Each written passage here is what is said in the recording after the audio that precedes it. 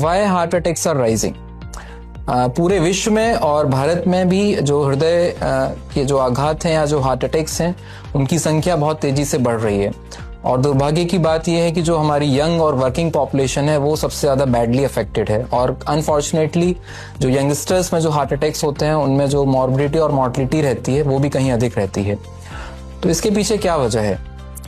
बहुत सारे फैक्टर्स हैं। अगर हम एक लाइन में समराइज करना चाहें तो एक combination of unhealthy life style, environmental factors और जो वेरियस डिजीजेज हैं जिस तरह से उनकी प्रिवलेंस बढ़ रही है, तो ये कहीं ना कहीं इस हार्ट अटैक की रेट्स को बढ़ाते हैं।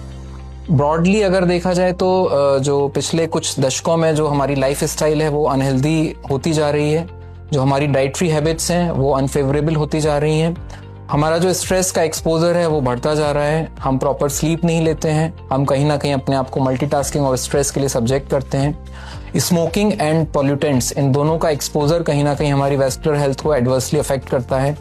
इसके साथ जो डिजीजेज हैं जैसे कि डायबिटीज एंड ओबेसिटी, जो एक मोटापा है, पेट का मोटापा, ये अपने देश में और पूरे विश्व में बहुत तेजी से बढ़ रहा है, जिसे हम मिलाकर डायबिसिटी भी कई बार कहते हैं। इन सबके साथ एक चीज़ और मैं कहना चाहता हूँ कि जो हमारी अवेयरनेस है, यानी कि हम एजुकेटेड होने के बाद भी अपने आप को और अपने हार्ट हेल्थ के प्रति या अपने हार्ट हेल्थ से रिलेटेड जो रिस्क फैक्टर्स हैं उनके प्रति उतना जागरूक नहीं रहते। हम टेस्ट तो कराते हैं लेकिन हम उन टेस्ट को सही दिशा में लाने के लिए शायद उतने अच्छे कदम नहीं उठाते। तो इन सारे फैक्टर्स की वजह से, इग्नोरेंस की वजह से हम बहुत तेजी से एक जो हार्ट प्रॉब्लम्स या हार्ट अटैक्स या हार्ट डिजीज का जो एपिडेमिक है उसकी तरफ बढ़ रहे हैं। और यहाँ पर आवश्यकता है हमें अपनी लाइफ स्टाइल को हेल्दी रखने की, बैलेंस डाइट लेने की, स्मोकिंग, पॉल्यूशन, इन सारे रिस्क फैक्टर्स को कंट्रोल में रखने की, इनसे बचने की। जो हमारे नॉन रिस्क फैक्टर्स हैं जैसे कि blood pressure, diabetes, bad cholesterol, इन नंबर्स को कंट्रोल में रखने की। और सबसे इंपॉर्टेंट बात है कि हमें अवेयर रहना चाहिए।